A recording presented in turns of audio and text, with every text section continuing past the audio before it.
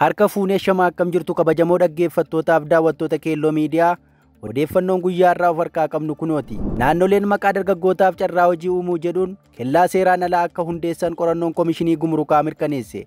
Komishiniin Gumurukaa gabaasa raawwii hojii ji'oota 11 ministeera galiiwwanii waliin ta'uun koree dhaabbii karooraa, baajetaa fi faayinaansii mana maree bakka bu'oota uummataatiif dhiyeesse irratti maqaa dargaggootaaf carraa hojii uumuu jedhuun naannoleen buufata sakatta'iinsaa yookaas kellaa seeraan alaa akka hundeessan qorannoon mirkaneessuu ibseera.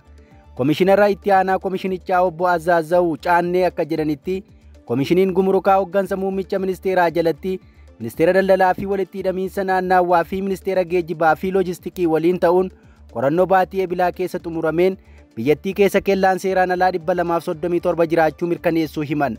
Akka komishinerichi jedhanitti buufanni sakatta'iinsaa kunneen poolisoota naannoo fi caasaa milishaatiin kan dhaabbatan yoo ta'u, iddoowwan tokko tokkotti ammoo carraa hojii dargaggootaaf jedhamee hundeeffamuu himaniiru. Obbo Azaazawu ibsa isaanii keessatti akkaataa seera biyyattiitti buufata sakatta'iinsaa hundeessuun aangoo komishinii Gumurukaa ta'uu eeruun haalawwan kellaan seeraan alaa naannoleedhaan itti hundeeffaman akka jiran eeraniiru. Gama biraatiin komishiniin Gumurukaa ji'oota 11 darban keessatti galii birrii biliyoona 19 walitti qabu eeruun naannoo hundatti kellaa yookaas buufata sakatta'iinsa seeraan alaa hundeessuun galii walitti qabuun sirna daldalaa biyyattii irratti dhiibbaa hamaa geessaa jiraachuu ibseera. Buufata sakatta'iinsa seeraan alaa kunneen akka diigaman yookaas kaafamaniif qaamonni adda addaa irra deddeebiin gaafachuu isaanii ni yaadatama.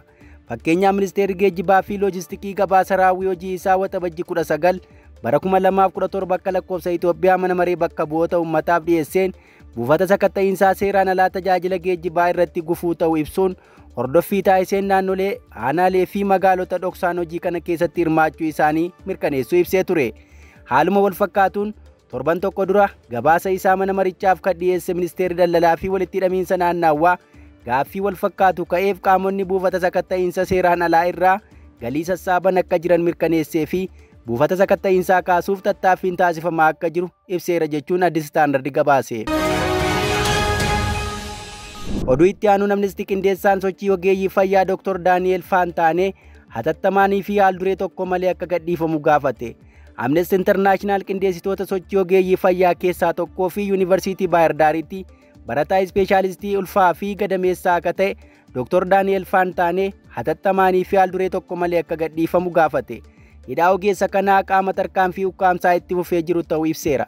Dhaabbatichi ibsa waxabajji 30 baaseen hidhaa Dr. Daani'el magaalaa Baahir Daaritti raawwatameen baay'ee yaadda'uu ibseera. Hidhamuun ogeessa kanaa aangaa'onni Itoophiyaa yeroo baay'ee jeeqaltootawwan seera cabsuu fi mirga yaada ofii bilisaan ibsachuu fi karaa nagaan wal ga'uu sarbuu isaaniif fakkeenya ta'uu ibseera. Fuula miidiyaa hawaasaa isaa Dr. Debol jedhamuun bal'inaan kan beekamu Dr. Daani'el roobii darbe waaree booda naannoo sa'aatii 7 walakkaatti magaalaa Baahir Daar keessaa to'annoo jala oole. Waxabajji 27 mana murtii sadarkaa jalqabaa Baahir Daaritti kan dhiyaate yoo ta'u, poolisiin hojjettoota fayyaa hojii dhaabanii turan kakaasuu, sochoosuu fi qindeessuun isa himateera. Sababa kanaanis lubbuun namaa darbuu poolisiin ibseera. Amnestii ibsa isaatiin bu'aa siyaasaaf jecha namoota dhuunfaa himachuun taatee baramaa dhufe akka ta'e akeekkachiiseera. Gochi akkasii olaantummaa seeraa kan mancaasuu qofa osoo hin taane biyyattii keessatti amala abbaa hirrummaa akka guddisu ibseera. Hidhaan Dr. Daani'el kun lagannaa hojii ogeeyyii fayyaa guutuu biyyattiitti argaman caamsaa 13 eegalee gaggeessaa turaniin hordofeetti mudate. Lagannaan kun gaggeeffamuun dura ji'oota hedduudhaaf toora intarneetii irratti haashtaagiiwwan akka heelsii workers maatir jedhuun duula godhamaa tureera. Ogeeyyiin mormii kana irratti hirmaatan kaffaltii madaalaawaa haala hojii fooyya'aa fi eegumsa mirgaa akka guutamuuf gaafachaa turaniiru. Dr. Daani'el sochii kana keessatti gahee olaanaa akka taphate yoo ta'u, marsaa hawaasaa Facebook irratti fuula Debol yookaas Team Debol jedhamuun beekamu fayyadamuun hojjettoota fayyaa fi uummata biratti qaqqabummaa bal'aa argatee ture. Odeeffannoo itti aanuun dhukkubsattoonni onnee 7,500 ta'an tarree eeggachaa jiraachuu ibsame. Giddugalli onnee daa'imman Itoophiyaa dhukkubsattoonni onnee 7,500 ta'an tarree galanii eeggachaa akka jiran beeksise.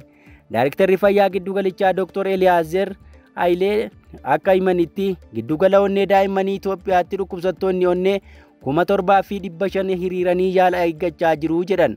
Namoota tarree eeggatan keessaa dhukkubsattoonni onnee 2,000 ol daa'imman dhukkuba onnee erga dhalatanii kaasee mudatu qaban ta'uu agarsiisaniiru.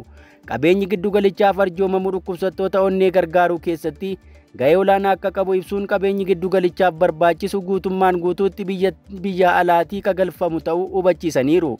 Keessattuu meeshaalee yaalaa tokkoon isaa daa'imaaf hanga kiiloo isaaniitiin akka bitamu kan ibsan Daayirektarri kun meeshaalee kunneen irra deebiin kan itti hin fayyadamne waan ta'aniif adeemsa wallaansaa rakkisaa akka ta'u taasisaniiru jedhan.